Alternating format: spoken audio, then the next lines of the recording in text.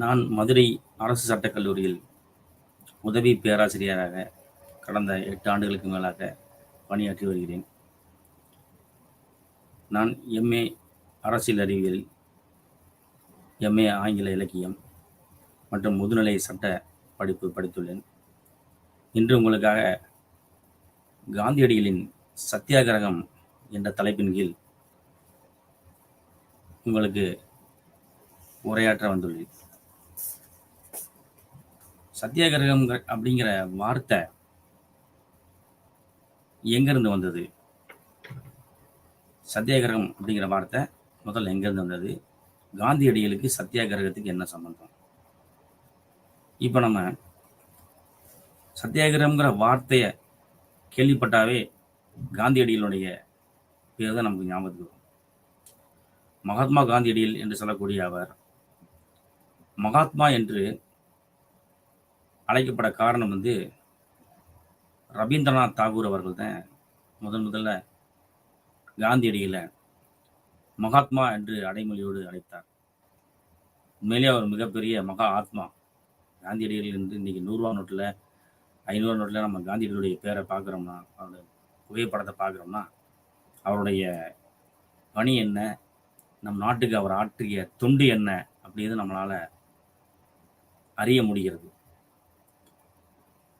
சத்தியாகிரகம் அப்படிங்கிற தலைப்பின் கீழ் இன்னைக்கு நம்ம என்னென்ன பார்க்க போகிறோம் அப்படின்னா, முதல்ல சத்தியாகிரகம் அப்படிங்கிறதுக்கான அந்த தத்துவம் என்ன சொல்கிறது? சத்தியாகிரகங்கிற தத்துவம் என்ன சொல்கிறது அப்படின்னு எதெல்லாம் சத்தியாகிரகம் அப்படிங்கிறது எதெல்லாம் உள்ளடக்கும் அப்படின்னா, முதல்ல காந்தியடிகள் இந்த சத்தியாகிரகத்தினுடைய தத்துவங்களை பின்பற்றினாரா அப்படின்னா, அவர் தான் முதலில் இந்த சத்தியாகிரகங்கிற அந்த தத்துவத்தை பின்பற்றினார். அவர் உயிரோட இருந்த காலத்தில் சத்தியாகிரகம் அப்படிங்கிறது ஒரு ஒரு முக்கியமான கருத்தாக இருந்து வந்தது. ஆனால் அவருடைய மரணத்திற்கு பிறகு இந்த சத்தியாகிரகங்கிற வார்த்தையை அதிகமாக நம்ம பயன்படுத்துகிறோமானா இல்லை அப்படின்னு தான் அறிஞர்கள் கூறுகிறார்கள். இப்போ அவர் என்னென்ன சத்தியாகிரகத்தில் என்னென்ன அவர் பின்பற்றினாரு அப்படின்னு நம்ம பார்த்தோம்னா, அஹிம்சை வழி, ஆங்கிலத்தில் அஹிம்சா, இன்ஜுரி, அதுக்கு எதிரான ஒரு கொள்கை. அதாவது துன்பம் இழைக்காமை, தூய தமிழில் சொல்லணும்னா துன்பம் இழைக்காமை. அஹிம்சை வழியில் ஒரு எதிர்ப்பினை அல்லது ஒரு போராட்டத்தை அல்லது ஒரு மறியலை தெரிவிப்பது, அதன் மூலமாக மக்களுக்கு தேவையான சமூக மற்றும் பொருளாதார சிக்கல்களை தீர்ப்பது. இது அரசை நோக்கியவங்க இந்த எதிர்ப்பை காமிக்கலாம், பொதுமக்களுக்கு காமிக்கலாம், தொழிற்சாலைகளில் வேலை செய்யக்கூடிய இந்த தொழிலாளர்கள் அவருடைய ஊதியங்கள், அவருடைய பணிகளுக்கான நியாயமான ஊதியம், அதை பற்றி அவங்க கேட்டு போராட்டங்கள் நடத்துவார்கள். இதுதான் சத்தியாகிரகத்தினுடைய ஆரம்ப நிலை என்று சொல்லலாம். இப்போ இதில் என்னதான் அதில் காண போகிறாங்க, கடைசியாக என்னத்தை பார்க்க போகிறாங்க அப்படின்னா, ஒரு உண்மை நிலையை அறியுதல். அதாவது டு ஃபைண்டிங் த ட்ரூத்ன்னு சொன்ன மாதிரி உண்மை நிலையை அறிதல். உண்மையிலே என்ன இருக்கு? இப்போ இந்திய சாட்சிய சட்டம்னு ஒரு சட்டம் இருக்கு, உங்களுக்கு தெரியும். 1000 என்பது அங்கே பொருண்மை என்று அழைப்பார்கள். ஆனால் காந்தியடிகள் உண்மைங்கிற வார்த்தையை தான் அவர் அதிகமாக பயன்படுத்தின வார்த்தை உண்மைங்கிற வார்த்தை தான். அந்த உண்மை நிலை எவ்வாறு இருக்கும், அந்த உண்மை நிலையை அறிதல் எவ்வாறு அப்படிங்கிறது அவருடைய முக்கியமான நோக்கமாக இருந்து வந்தது. தபஸ்யாங்கிறது அது ஒரு சமஸ்கிருத வார்த்தை. அது தன்னலத்தை பேணி காக்காமல் பிறர் நலனை எப்பொழுதும் மற்றவர்களுக்காக மற்றவனுடைய நலனை பாதுகாத்தல், பிறருக்காக வாழ்தல் அப்படிங்கிற சில தத்துவங்கள் அது. இந்த சத்தியாகிரகம் அப்படின்னு சொல்லி இவர் காந்தியடிகள் வந்து இந்த மாதிரி சத்தியாகிரகம்னா அதனுடைய தத்துவத்தின்படி இவர் வந்து போராடுறாரு, அகிம்சை வழியை கடைபிடிக்கிறாரு, உண்மையை கண்டறிகிறாரு, அதாவது உண்மையை நோக்கி போறாரு. இந்த மாதிரிலாம் இவர் பண்றதுனால என்ன ஏற்பட்டுற போகுது? முக்கியமான 2 விஷயங்கள் ஏற்பட போகுது. அது என்ன ஏற்பட போகுது அப்படின்னா, அரசியல் மற்றும் சமூக மாற்றத்தை ஏற்படுத்துவதுதான் இதனுடைய நோக்கமாகும். அது என்னது? அரசியல் மாற்றம், சமூக மாற்றம். நம்ம இந்திய அரசியலமைப்பு சட்டத்திலேயே நம்ம முகப்புரையிலேயே நம்ம சொல்லியிருப்பாங்க. அரசியல் நீதி, சமூக நீதி மற்றும் பொருளாதார நீதி. இந்த 3 விதமான நீதிகளை அடைவதற்காகத்தான் நமது இந்திய அரசியலமைப்பு சட்டமே உருவாக்கப்பட்டுள்ளது. இந்த இந்திய அரசியலமைப்பு சட்டம் உருவாக்குவதற்கு காரணம் வந்து யாருன்னு கேட்டா, நீங்க ரொம்ப ஆச்சரியப்படுவீங்க. Doctor B.R.. அம்பேத்கர் வந்து இந்திய அரசியலமைப்பு சட்டத்தை எழுதினாரு. அவர் எழுத சொன்னது யாரு? ஆக்சுவலா இந்த அரசியலமைப்பு சட்டத்தை எழுதுவதாக இருந்தது ஒரு ஜென்னிங்ஸ் என்று சொல்லக்கூடிய ஒரு ஆங்கிலேய சட்ட அறிஞர். காந்தியடிகள் தான் நேருவிடம் சொல்லி, நமக்கு தேவையான அரசியலமைப்பு சட்டத்தை எழுதுவதற்கு டாக்டர் பி.ஆர். அம்பேத்கர் அப்படின்ற ஒரு நபர் இந்தியாவிலே இருக்கிறார், அவரை வைத்து நாம் எழுதுவோம் சொல்லி சொன்னதே நம்ம காந்தியடிகள் தான். அப்ப இவருடைய காந்தியடிகளுடைய தொண்டுங்கிறது சொல்ல முடியாது. ஒரு 2 வார்த்தைகளை 1 ஹவர்ல 1 மணி நேரத்தில் இதெல்லாம் சொல்லி நம்ம முடிக்க முடியாது. அவ்வளவு பெரிய மாற்றங்களை ஏற்படுத்தியிருக்கார். எல்லாத்துக்கும் சுதந்திரம் கிடைக்கிறப்ப அவர் வந்து உண்ணாவிரதத்தில் கல்கத்தாவில் உண்ணாவிரதம் இருந்தார். எல்லா சுதந்திரத்தில் எல்லாம் சந்தோஷமா கொண்டாடுறாங்க. ஆனால் அவர் மட்டும் உண்ணாவிரதம் இருந்திருந்தாராமா. கேட்கவே ரொம்ப கஷ்டமா இருக்கு. அப்ப சத்தியாகிரகம்ங்கிறது அகிம்சை வழியில போராடக்கூடிய ஒரு தத்துவம்.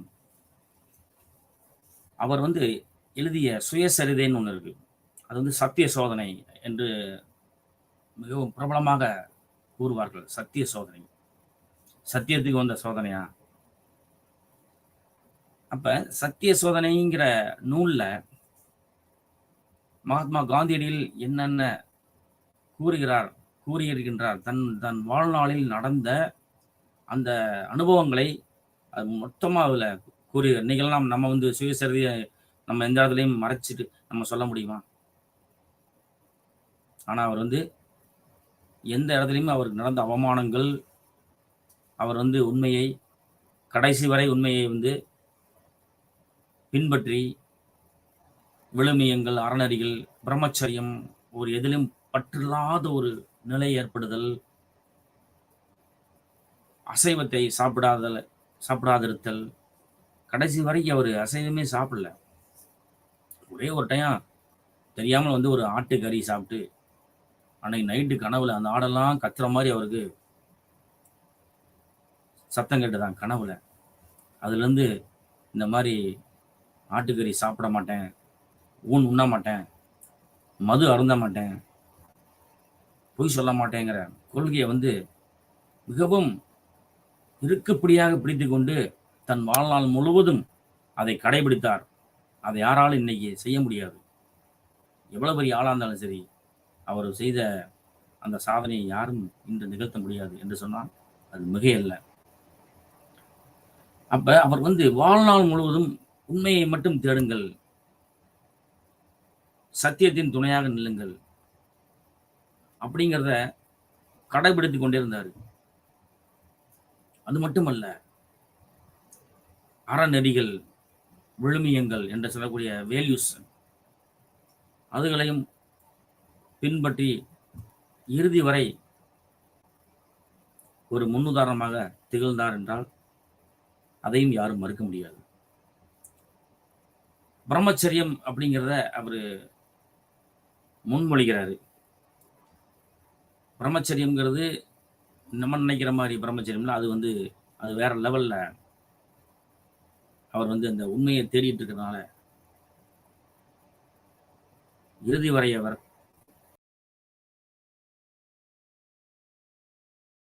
பற்றி தனது சத்திய சோதனை என்ற நூலில் அதை பற்றி மிக தெளிவாக குறிப்பிட்டிருக்கிறார். இது இவருடைய முக்கியமான பங்கு. சத்திய சோதனைங்கிற நூல் இவருடைய காந்தியினுடைய ஒரு முக்கியமான, அதை எழுதாமல் இருந்தார்னா நமக்கு நேரம்லாம் நம்ம அது என்னதுல இருக்குன்னு யாருக்கும் தெரியாமல் போயிருக்கு. காந்தியினுடைய உண்மையான வரலாறு பலராலும் தெரியாமல் போயிருக்கு, பலருக்கு தெரியாமல் போயிருக்கு. இப்ப இந்த சத்தியாகிரகம் என்ற சமஸ்கிருத வார்த்தையானது எப்படி வந்தது அப்படின்னா, சத்யா அப்படின்னா உண்மை அப்படின்னு அர்த்தம். கிரகா அப்படின்னா கிரகித்தல், உள்வாங்குதல், கிரகித்தல்.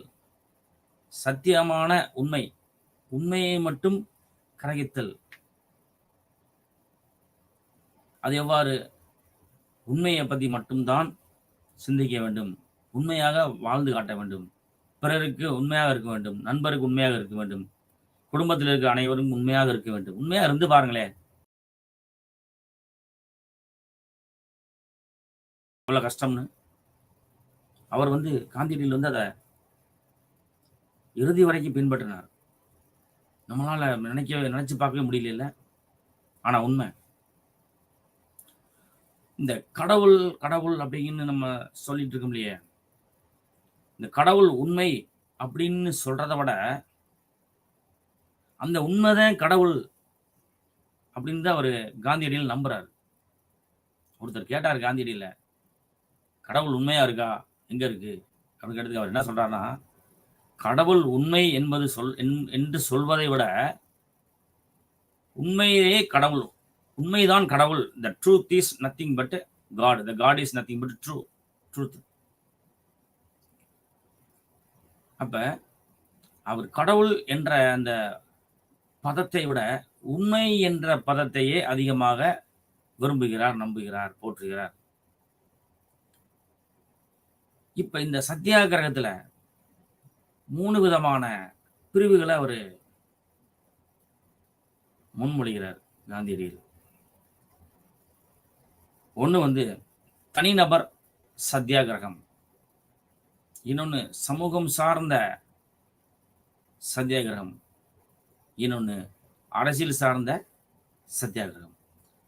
தனிநபர் சார்ந்த அப்படின்னா ஒரு தனிநபருக்கு தேவையான விவரங்களை கேட்டு பெறுவதற்கு சத்தியாகிரகம் என்ற தத்துவ முறைப்படி, உண்மைப்படி, அஹிம்சா வழியில் கேட்டு பெறுதல் வேண்டும். இதனால என்ன நடக்க போகுது? இந்த சத்தியாகிரகத்தை பின்பற்றதுனால என்ன கிடைக்க போகுது, என்ன நடக்க போகுதுன்னா, உறுதியா சொல்றாங்க, சமூக பொருளாதார அரசியல் மாற்றம் வருங்க. சமூகத்துல மாற்றம் வரும், அரசியல் ரீதியாக பொருளாதார ரீதியாக மாற்றங்கள் வரும். இதை யாரும் மறுப்பதற்கு இல்லை.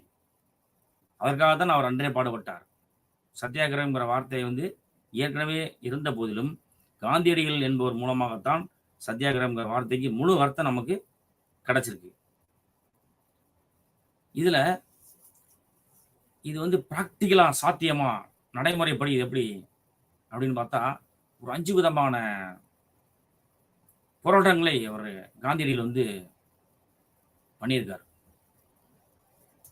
இப்ப ஆங்கிலேயர் ஆட்சி அப்ப முதல்ல பீகார்ல 1917 சம்பரான் சத்தியாகிரகம் அப்படிங்கிற சொல்லி ஒரு சத்தியாகிரகத்தை நடத்தினார். சம்பரான் அப்படின்னா அங்க இருக்கக்கூடிய ஒரு இடம்.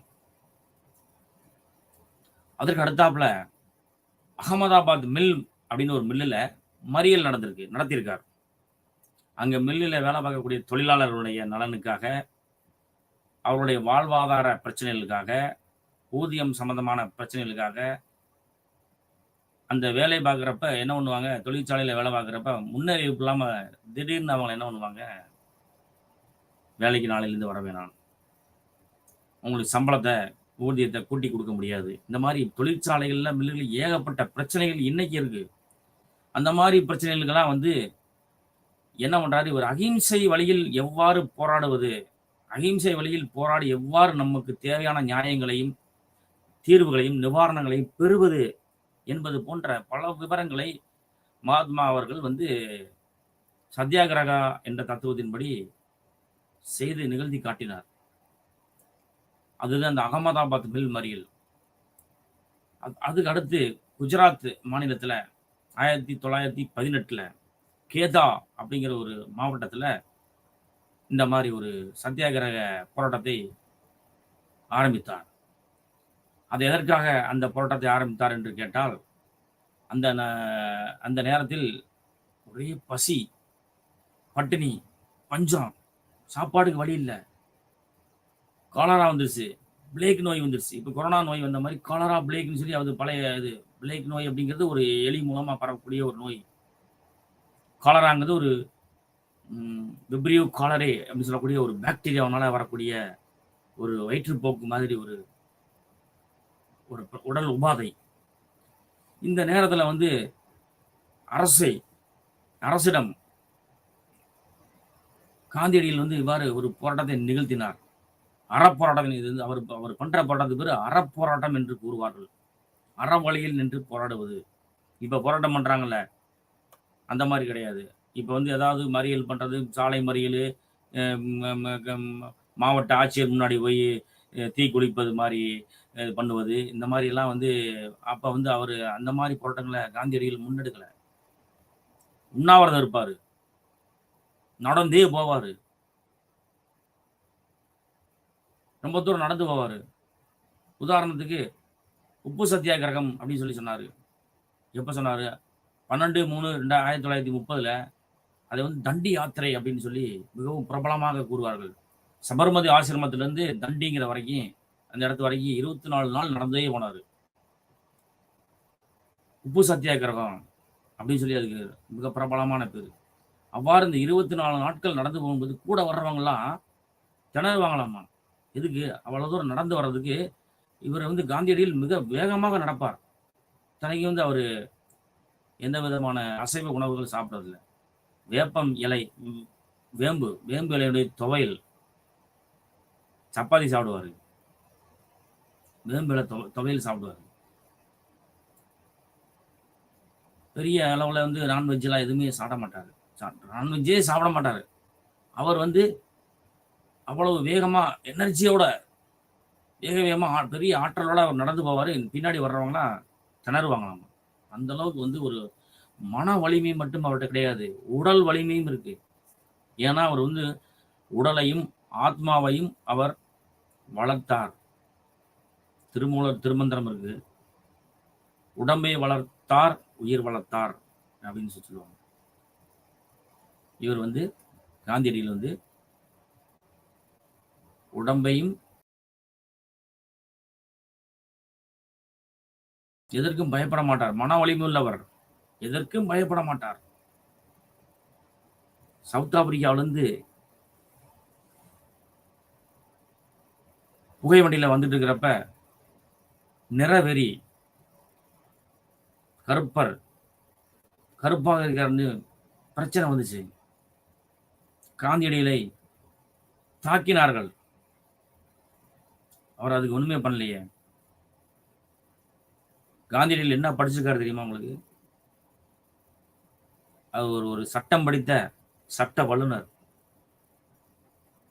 சட்டம் படித்து விட்டு தனது சட்ட பணியான வழக்குரைஞரை தொழிலை அவர் செய்யாமல் நம்ம நாட்டுக்காக அவர் பாடுபட்டிருக்காருன்னா அவரை சாதாரண ஆள் நினைக்க முடியுமா? அவர் படித்த சட்டத்தை அவர் எவ்வாறு பயன்படுத்தினார் அப்படின்னு பார்த்தா பாருங்க. 1919 சட்ட மறுப்பு இயக்கம் அப்படிங்கிற இயக்கத்தை வந்து வலியுறுத்தினார். அதுக்கு அடுத்து வரி கொடா இயக்கம். வரி கொடுக்க மாட்டேன், நானு ஆங்கிலேயர்களுக்கு வரி கொடுக்க மாட்டேன், எங்க நாட்டில் வந்து நீங்க வந்து கொள்ளையடிச்சிட்டு போறதுக்கு நாங்க எப்படி உங்களுக்கு வரி கொடுப்போம்? வரி கொடுக்க மாட்டோம். அதாவது அறப்போராட்டம் தான். ஒரு மரத்தை அழிக்கணும், என்ன பண்ணுவீங்க நீங்க? மரத்தை வெட்டுனா அழிஞ்சிரும். அதல்ல. அந்த மரத்துக்கு தண்ணி விடாம விட்டுருங்க. தானா வந்து மரம் பட்டு போயிரும். மரத்த தொடக்கூடாது. அந்த மாதிரி தான் காந்தியடிகளுடைய போராட்டம் வந்து அறப்போராட்டம். சத்தியாகிரக வழியில் நின்று உண்மையை தேடி, உண்மையை நோக்கி தன்னலம் காணாது அகிம்சை வழியில் போராடக்கூடிய போராட்டம் தான் சத்தியாகிரகம் என்று பெயர். 1942ல வெள்ளையனே வெளியேறு இயக்கம் அப்படின்னு சொல்லி ஒண்ணு ஆரம்பிச்சாரு. அதுதான் வந்து அவருடைய இறுதி இயக்கம். அதுக்கு பின்னாடி 2, 3 இருக்கு. ஆனா அந்த வெள்ளையனே வெளியேறு இயக்கம்ங்கிறது மிகவும் பிரபலமான இயக்கம். இந்த தமிழ்நாடு பப்ளிக் சர்வீஸ் கமிஷன் தேர்வுல எல்லாம் அடிக்கடி இந்த கேள்வியை கேட்பாங்க. வெள்ளையனே வெளியேறு இயக்கம் எந்த வருடம் நடந்தது அப்படிம்பாங்க.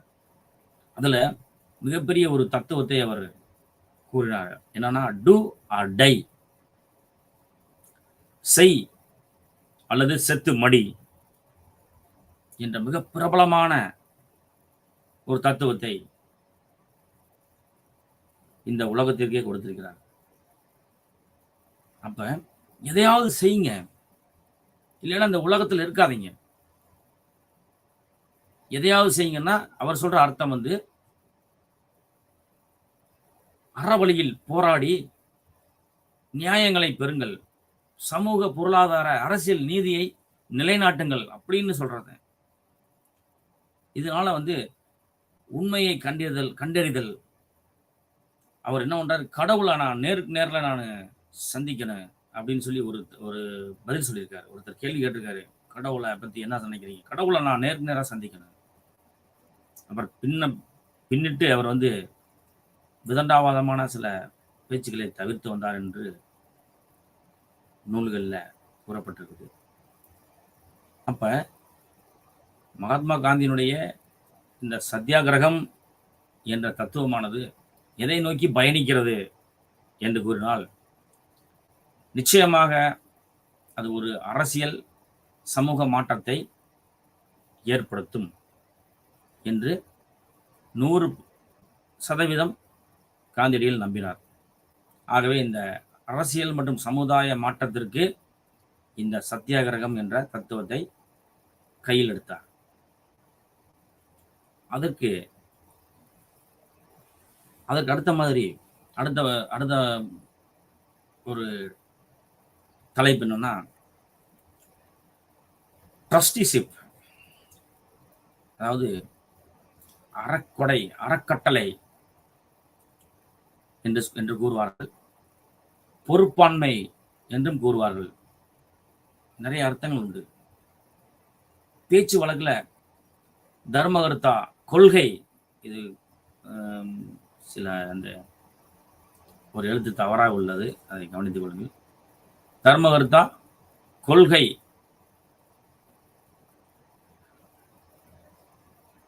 இந்த தர்மகர்த்தா கொள்கை அப்படிங்கிறது என்னன்னு கேட்டீங்கன்னா, சில ஆண்டுகளுக்கு முன்பு நமது உச்சநீதிமன்றமே வந்து கூறியிருக்கிறது. இந்த டாக்ட்ரின் ஆஃப் ட்ரஸ்ட் என்ன சொல்லக்கூடிய அறக்கொடை தத்துவம், அறக்கொடையின் கோட்பாடு என்று இயற்கையை பாதுகாப்பதற்காக அந்த இதை கூறியிருப்பார்கள், அந்த தத்துவத்தை. இயற்கையின் அடிப்படை சட்டம் என்று சொல்லும் பொழுது, இயற்கையிலேயே அடிப்படையில் என்ன சட்டம் இருக்கு? பொதுவா யாருக்கும் தீங்கு விளைவிக்கக்கூடாது, உயிரினங்களை மனிதர்களைப் போலவே மற்ற உயிரினங்களாகிய தாவரங்கள், விலங்குகள் அனைத்தையும் பாதுகாக்க வேண்டிய கடமை ஒவ்வொரு குடிமகனுக்கும் உள்ளது என்று கூறுவதுதான் இயற்கையான சட்டம். திருடனால் தண்டனை அப்படிங்கிறது அது வந்து பனிஷ்மெண்ட் தியரி. ஆனால் திருடுவது பாவம் அப்படிங்கிறது அது நெறி. அப்ப இயற்கை சட்டம்ங்கிறது பன்னெடுங்காலமாக தொன்று சில பழக்க வழக்கங்களாக இயற்கை சட்டங்கள் இருந்து கொண்டிருந்தன நமது நாட்டில். அதை வந்து இப்ப வந்து சட்டம் இயற்றும் அமைப்புகளால் வந்து சட்டங்களை இயற்றி அந்த இயற்கை சட்டம் என்ற கருத்து மாறி இப்ப பாசிட்டிவ் லா என்று சொல்லக்கூடிய மனிதரால் இயற்றப்பட்ட சட்டங்கள் அப்படிங்கிற மாதிரி அந்த தத்துவ நிலைக்கு நம்ம இன்னைக்கு வந்திருக்கிறோம். இந்திய சுதந்திரத்துக்கு பிறகு அரசியலமைப்பு சட்டம் எழுதிய பிறகு நமது நாடாளுமன்றம் நமக்கு சட்டம் இயற்றிக் கொண்டிருக்கிறது. இந்த இயற்கையின் அடிப்படை சட்டம் அப்படிங்கிறது என்னன்னா மற்ற உயிரினங்களை பாதுகாப்பது, தன்னை போல மற்ற உயிரினங்களை பாதுகாப்பது, அந்த மாதிரி இருக்கக்கூடிய ஒரு கோட்பாடு தான் தர்மகர்த்தா கோட்பாடு என்று பெயர். எப்படின்னா செல்வத்தை நாம மட்டுமே வச்சுக்கிறக்கூடாது, அந்த செல்வத்தை துறந்து மற்றவர்களுக்கு கொடுத்து மற்றவனுடைய சமூக நலனுக்கான ஒரு தேவையை பூர்த்தி செய்து அந்த செல்வத்தை துறந்து மகிழ்ச்சி அடைகிறது பேர் தான் இந்த தர்மவர்த்தானுடைய கோட்பாடு அப்படின்னு சொல்லி சொல்றாங்க. அது எப்படி செல்வத்தை துறந்து அப்படின்னா நமக்கு வந்து என்ன இப்ப உலகத்துல வந்து ஏழை பணக்காரர் அப்படின்னு இருக்காங்க. ஏழை பணக்காரர், ஏழை ஏழையாவே இருக்கான், பணக்காரன் இன்னும் பணக்காரனாகவே இருக்கான். அப்ப ஏழை வந்து பணக்காரனாக போறதில்ல, பணக்காரன் ஏழையாக போறதில்லை. இந்த ரெண்டுமே வடதுருவம் தென் துருவம் போன்றுதான் இருக்கிறது. அப்ப இந்த நிலையை வந்து ஒரு சமநிலை அடைந்த ஒரு பொருளாதார நிலை ஏற்படுதா அப்படின்னு கேட்டா அது இல்லைன்னு தான் சொல்லுவாரு காந்தியடிகள். அப்ப செல்வந்தர்னா என்ன, ஏழைன்னா இவங்களுக்கு ஏன் இவ்வளவு வித்தியாசம் இருக்கு? இந்த செல்வந்தர் அப்படிங்கிறது தனது சொத்துக்களை, தனது செல்வங்களை, தனது அசையும் மற்றும் அசையா சொத்துக்களை, ஸ்தாவர ஜங்கம சொத்துக்களை ஏழை எளியோருக்கு, இல்லாத நபர்களுக்கு வாரி வழங்கி அதை துறந்து அதன் மீது மகிழ்ச்சி கொள்வாரானால் அவன்தான் உண்மையான தர்மகர்த்தா என்று காந்தியடிகள் கூறுகிறார். அதாவது பிறருடைய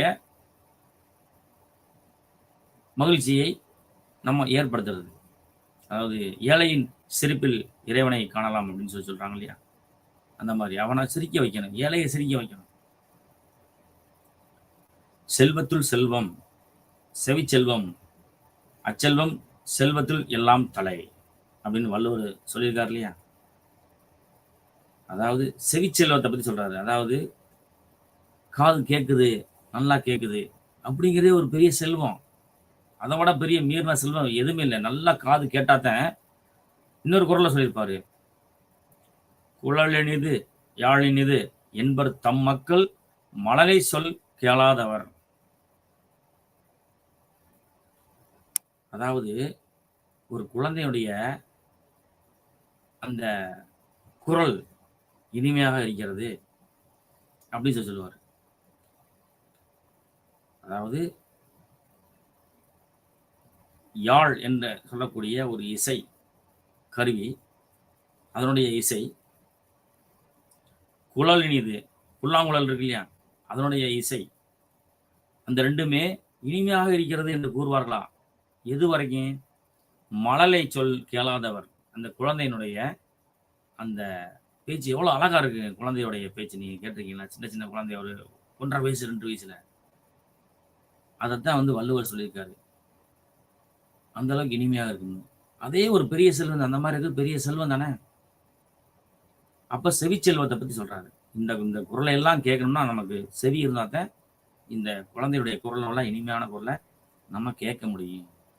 இன்னைக்கு இருக்கக்கூடிய இளையராஜா பாடல்கள் நம்ம கேட்க முடியும்னா நம்ம குரல், நமக்கு செவி இருந்தால் தான் அந்த இளையராஜுடைய இசையவே நம்ம கேட்க முடியும். அப்ப இங்க செல்வந்தர் என்று காந்தியடிகள் கூறுவது ஒட்டுமொத்தமாக அசையும் சொத்து, அசையா சொத்து, பணம், நகை, பொருள் எல்லாத்தையும் தான் சொல்றாரு. ஏழைக்கு என்ன கிடைக்க போகுது? இதெல்லாம் கிடைக்குமா ஏழைக்கு? அவன் எப்பவும் ஏழையாகவே இருக்கிறான். அதுதான் விதி. அப்ப இந்த செல்வம்ங்கிறது எப்படி அப்படி சொன்னா, இதெல்லாமே கடவுளுக்கு சேர்ந்தது அப்படிங்கிறாரு காந்தியடிகள்.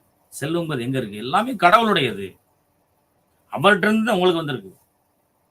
செல்வங்கிறது கடவுள்ட்ட இருந்து உங்கள்ட்ட வந்திருக்கு. நீங்களா வந்து எதையும் கேட்டு பெறல. நீங்க போய் இப்ப ஒரு லாட்டரி டிக்கெட் வாங்குறாங்க. கேரளாவுல லாட்டரி வந்து தமிழ்நாடுல பேன் பண்ணிட்டாங்க. இப்போ ஒருத்தனுக்கு திடீர்னு ஒரு நிலத்துல ஒரு புதையல் கிடைக்குது.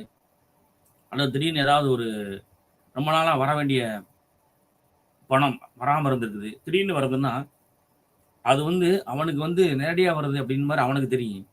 ஆனா உண்மையாகவே அது எல்லாமே கடவுளுடையது. அங்கிருந்து தான் வருதுன்னு அர்த்தம். அப்படிங்கிறத காந்தியடிகள் தீவிரமாக நம்புகிறார். உண்மையிலேயே இங்க இருக்கக்கூடிய செல்வம், இங்க கூடிய மரம், செடி, கொடி, பழங்கள், உணவுகள் எல்லாமே வந்து மக்களுக்கானது தான். மக்கள் தான். மக்களுக்கானது தான். இறைவன் மக்களுக்காக கொடுக்கப்பட்டது தான். இவ்வாறு உண்மை நிலையை அறியணும். அதுக்கு தான் மெய்யுணர்தல் அப்படின்னு சொல்லி சொல்றாரு. மெய்யுணர்தல். உண்மை நிலையை அறிதல்.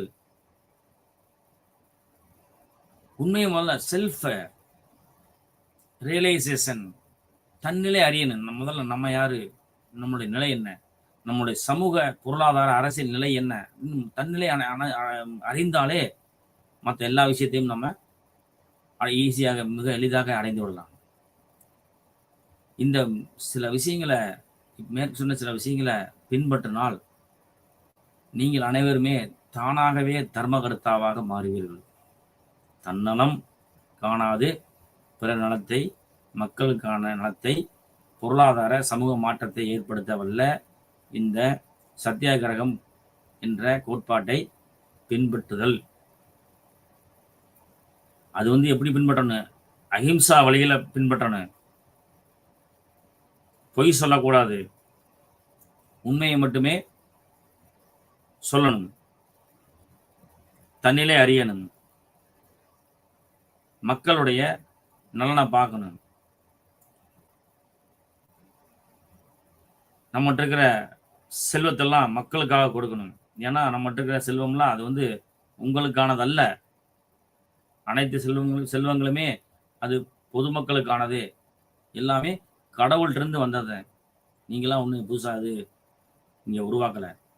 என்னது நீங்க பகவத்கீதையில சொல்ற மாதிரி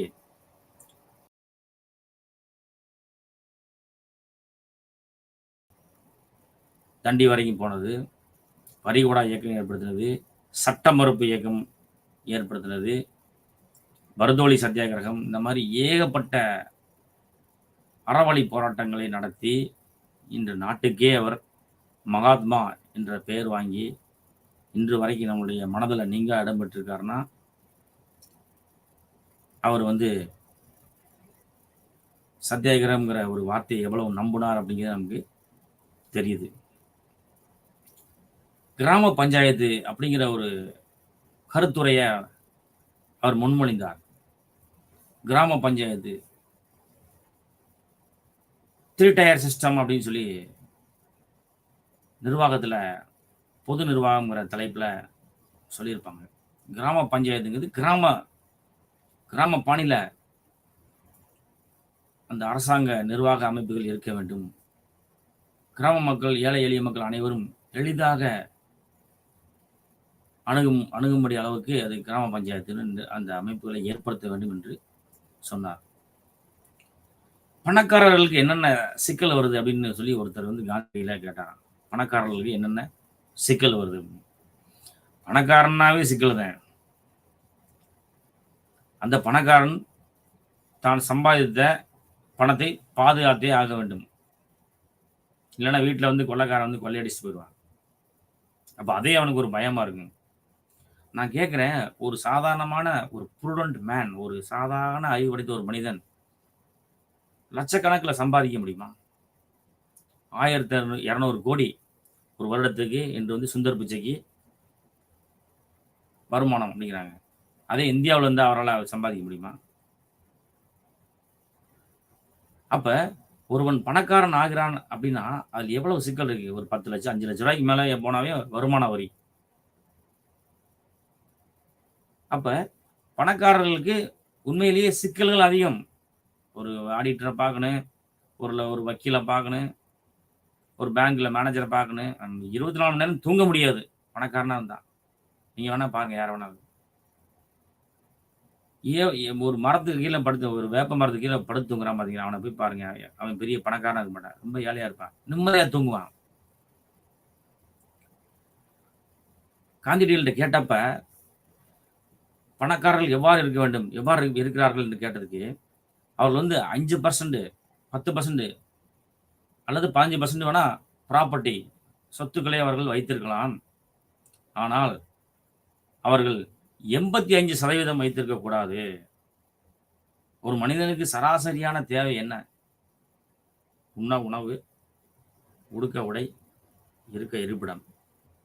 இத மீறி அவன் வந்து பணத்தை சம்பாதித்து, அந்த பணத்தை என்ன பண்ண முடியும்? செல்வந்தர் என்று கூறுகிறார்கள். என்ன பண்ண முடியும்?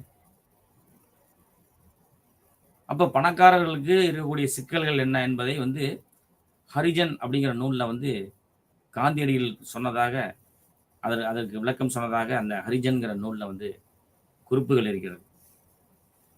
5%, 10%, 15% அதிகபட்சம்.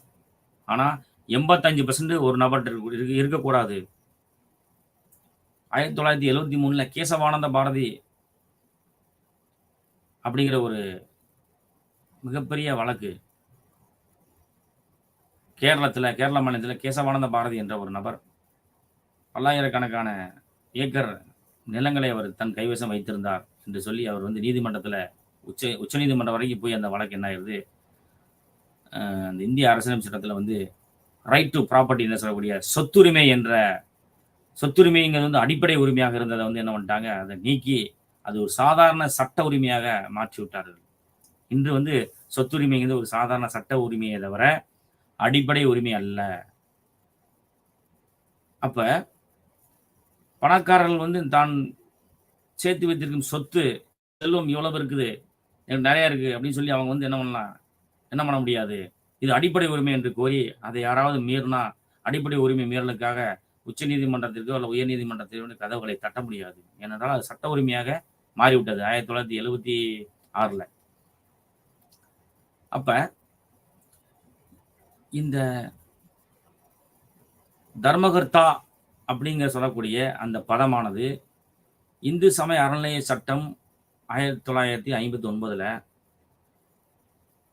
என்ன சொல்லியிருக்காங்கன்னா, ட்ரஸ்ட் அப்படின்னு சொல்லியிருக்காங்க.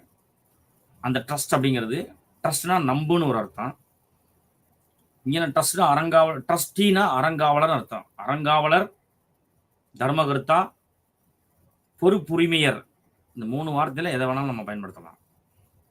இவங்க என்னன்னா சொத்தினை பாதுகாத்தல் தான் இவருடைய பணி. சொத்தினை பாதுகாப்பது, அதனை மேம்படுத்துவது, அதனை சரி செய்வது, இதுதான் அறங்காவலருடைய வேலை. அவ்வாறு தான் அடைந்த தனக்கு கிடைத்த அந்த சொத்தினை ட்ரஸ்ட் என்று சொல்லக்கூடிய ஒரு அமைப்பை ஏற்படுத்தி பொதுமக்களுடைய பயன்பாட்டுக்காக அவர்கள் அயராது பாடுபடுவார்கள். அதுதான் அவருடைய தர்மகர்த்தாவுடைய பணி. அந்த இந்து சமய அறநிலை சட்டப்படி. ஆனா அதற்கு முன்னதாகவே காந்தியடிகள் வந்து தர்மகர்த்தான என்ன என்று தெளிவாக விளக்கம் கூறியிருப்பதை நாம் இப்ப பார்த்தோம். அப்ப தர்மகர்த்தா கொள்கை அப்படிங்கிறது காந்தியடிகளுடைய பார்வையில் ஒரு மனிதன் தான் சேர்த்து வைத்திருக்கிற செல்வத்தை பொதுமக்களுக்காகவும் ஏழை எளியவர்களுக்காகவும் வாரி வாரி வழங்கி அதன் மூலமாக அந்த சொத்துக்களை செல்வங்களை துறந்து அதன் பிறகும் அவன் மகிழ்ச்சியோடு இருப்பானேயானால் அவன்தான் உண்மையான தர்மகர்த்தா அப்படின்னு சொல்லி காந்தியடிகள் வந்து ஒரு கேள்விக்கு பதில் சொல்லியிருக்காரு. இப்ப தர்மகர்த்தா அப்படிங்கிறத பத்தி நம்ம பார்த்தோம். அதுக்கு அடுத்தது பொருளாதார சமநிலையை வந்து இவர் எப்படி பார்க்கிறாரு காந்தியடிகள் அப்படின்னு சொன்னா, காந்தியடிகள் வந்து குறிப்பிடுவது என்னன்னு கேட்டீங்கன்னா, டீசென்ட்ரலைஸ்ட் எக்கனாமி அப்படிங்கிற வார்த்தையை முன்மொழிந்தார். அது பரவல் முறை பொருளாதாரம். அதாவது பொருளாதாரமானது பரவல் முறையில் இருக்க வேண்டும். ஜம்மு காஷ்மீர்லேருந்து கன்னியாகுமரி வரைக்கும் அனைத்து விதமான மாநிலங்களிலும் பொருளாதார நிலைமை மிகவும் சமமாக பரவல் முறையில் இருக்க வேண்டும். ஏற்ற இறக்கங்கள் இல்லாமல் இருக்க வேண்டும் அப்படிங்கிறத அவர் விரும்பினார். நுண்ணின பொருளாதாரத்தை அவர் முன்மொழிந்தார். மைக்ரோ எக்கனாமிக்ஸ் என்று சொல்லக்கூடிய நுண்ணின பொருளாதாரத்தை அவர் முன்மொழிந்தார். இவர் சமதர்மம், கம்யூனிசம் அப்படிங்கிற தத்துவங்களை இவர் முரண்படுறார்.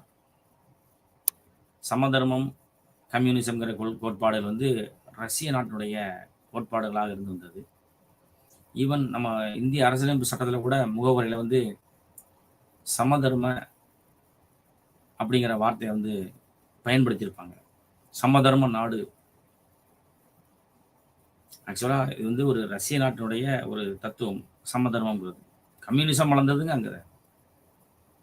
இதில் காந்தியடிகள் முரண்படுறாரு. என்ன சொல்ல வராரு அப்படின்னா, ஒரு அஹிம்சா வழியில் பயணித்து அதன் மூலமாக கிடைக்கப்பெறுகின்ற இந்த பொருளாதார சமநிலையை தான் இவர் நம்புகிறார். பொருளாதார சமநிலைங்கிறது இப்போ ஒரு பொருள் உற்பத்தி பண்ணி 10 ரூபாய்க்கு உற்பத்தி பண்ணி அதை இன்னும் 10 ரூபா சேர்த்து 20 ரூபாய்க்கு லாபமாக வைக்கிறது. இந்த பாஸ்மதி ரைஸ் எப்படி நம்ம பாஸ்மதி ரைஸை நம்ம அமெரிக்காவுக்கு நம்ம ஏற்றுமதி பண்ணுறோம். நம்ம அஸ்ஸாமில் இருக்கக்கூடிய ரைஸ் எல்லாம் அமெரிக்காவுக்கு ஏற்றுமதி பண்ணுறோம், வித்துறோம், அமெரிக்காவுக்கு வித்துறோம்.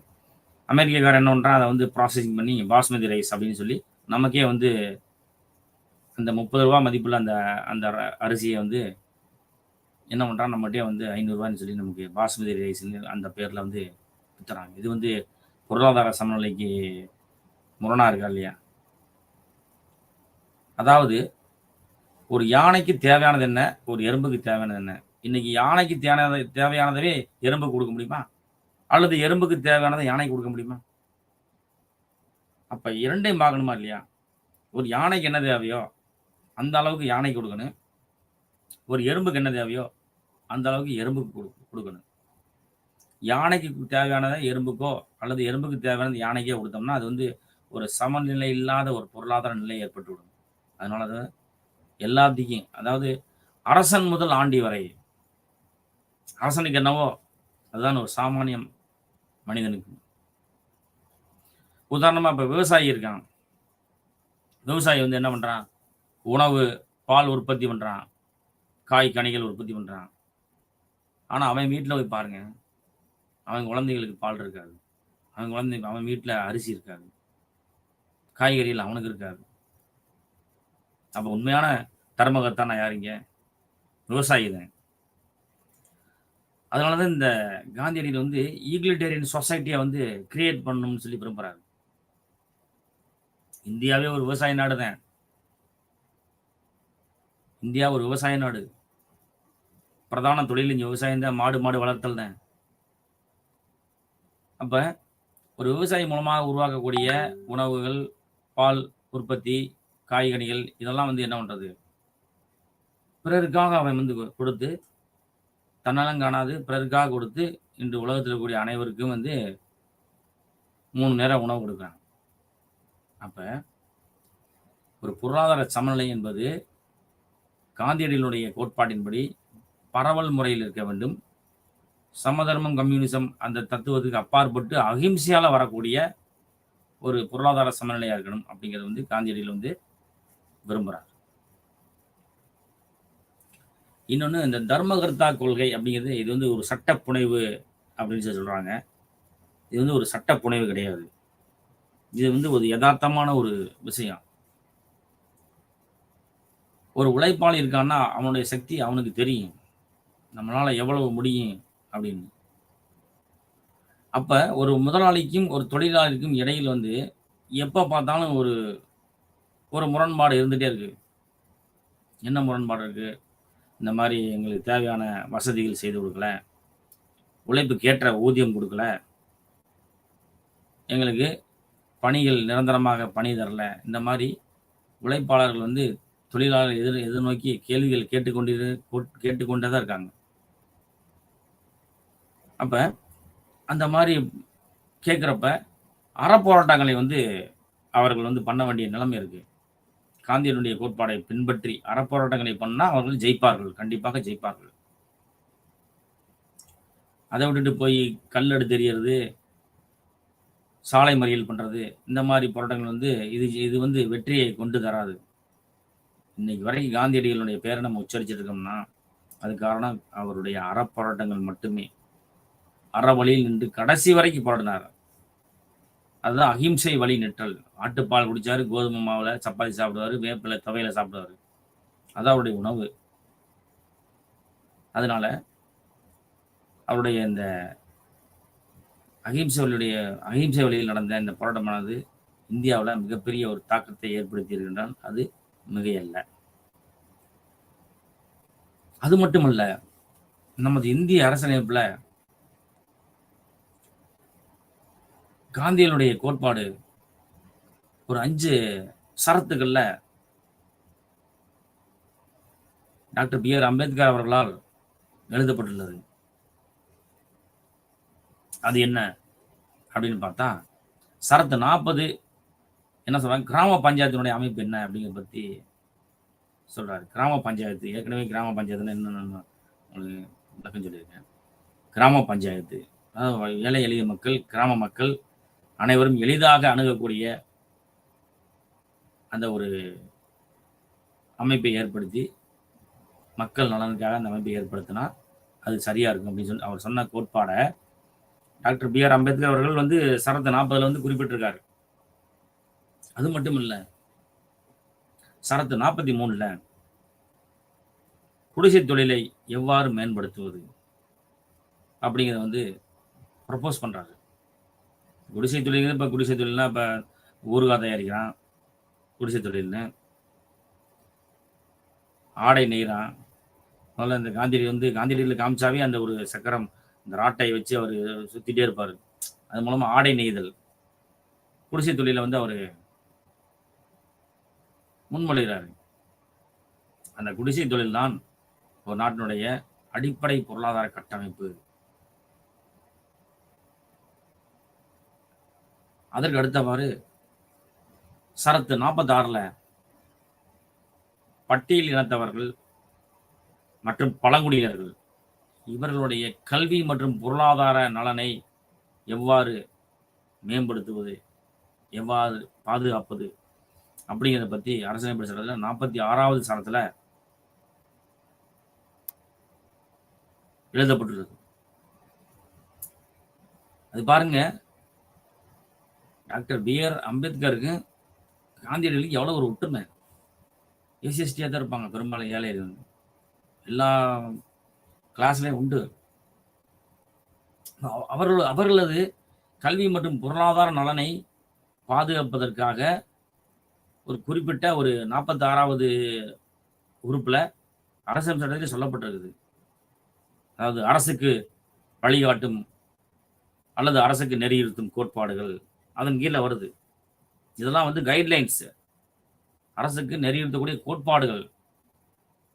ஷரத்து 36லேருந்து ஷரத்து 51 வரைக்கும் இந்திய அரசியல் சட்டத்தில் அரசுக்கு நெறியிருத்தும் கோட்பாடுகளில்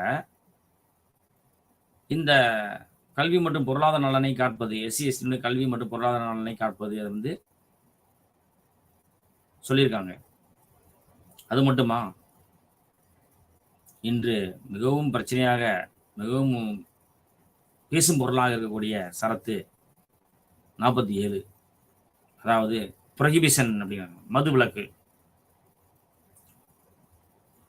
கல்லுண்ணாமை அப்படின்னு சொல்லக்கூடிய மது உண்ணாமை, மது அருந்தாமை. அந்த மது அருந்தாமைங்கிற கோட்பாடை காந்தியடிகள்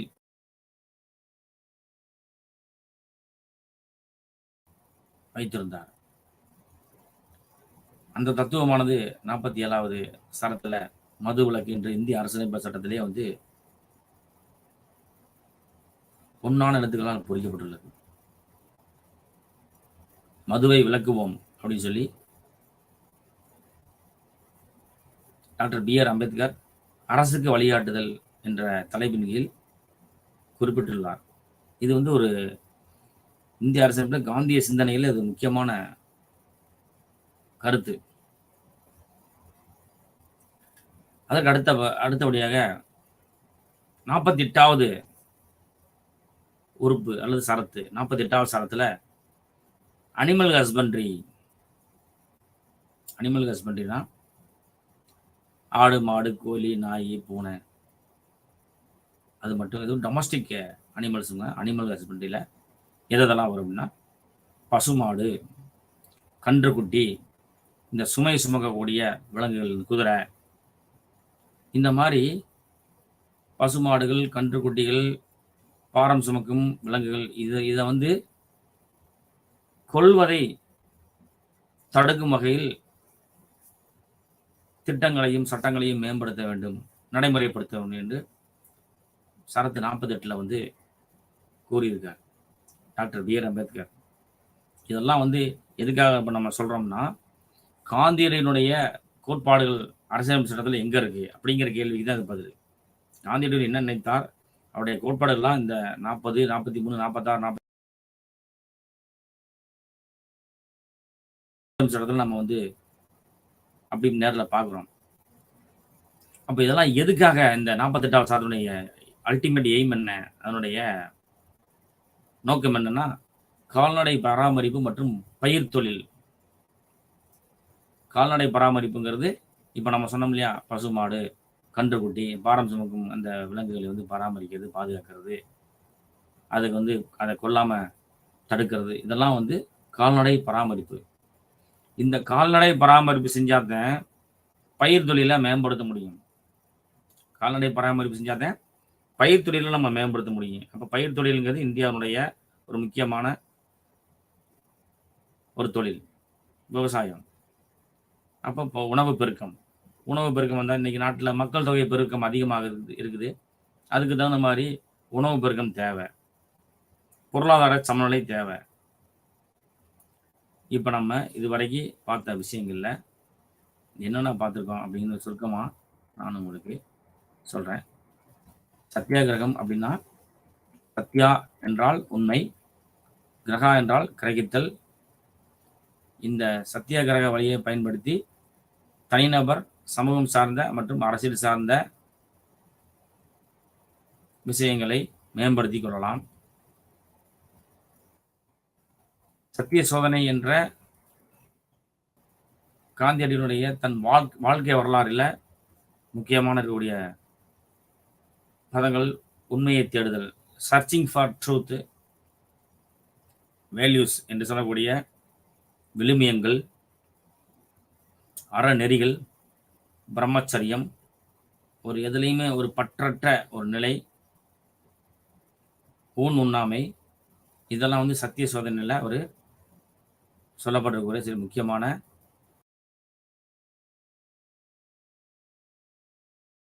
ஏற்கனவே சொன்ன மாதிரி சத்தியாகிரகம்ங்கிறது வேற ஒன்றுமே இல்லை. மிக சுருக்கமாக சொல்கிறேன். சத்தியாகிரகம் என்றால் என்ன அப்படின்னா, ஒரு எதிர்ப்பினை அல்லது ஒரு மறியலை அல்லது ஒரு போராட்டத்தை, பாய்காட் அப்படிம்பாங்க அந்த காலத்தில். ஒரு பாய்காட் அப்படின்னு சொல்லி ஒரு மிகப்பெரிய ஒரு போராட்டம். பாய்காட்னா புறக்கணித்தல், வேற ஒன்றும் இல்லை, புறக்கணித்தல்.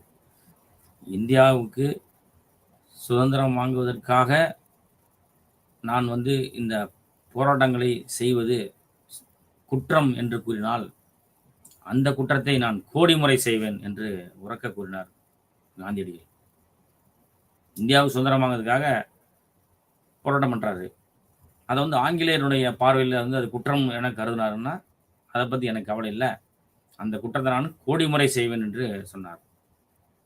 அதுதான் அவருடைய காந்தியடிகளுடைய அஹிம்சா வழியினுடைய நடந்த உண்மையை அறிந்து அவர் அரசியல் மற்றும் சமூக மாற்றத்தை ஏற்படுத்தி இருக்கிறார். இப்ப காந்தியடிகள் வந்து சத்தியாகிரக வழியில் பின்பற்றி தனது வாழ்நாள் முழுவதும் வாழ்க்கையில் நடந்து அதை பல துயரங்களை கடந்து பல போராட்டங்களை அறவழியில் நடத்தி அவர் வெற்றி பெற்றிருக்கிறார். அவர் வெற்றி பெற்று தனது தனது போராட்டங்கள், தனது வாழ்க்கையில் நடந்த அனுபவங்கள் அனைத்தையும் என்ன செய்திருக்கார்? சத்திய சோதனை என்ற நூலில் வந்து எல்லாத்தையும் குறிப்பிட்டிருக்கார்.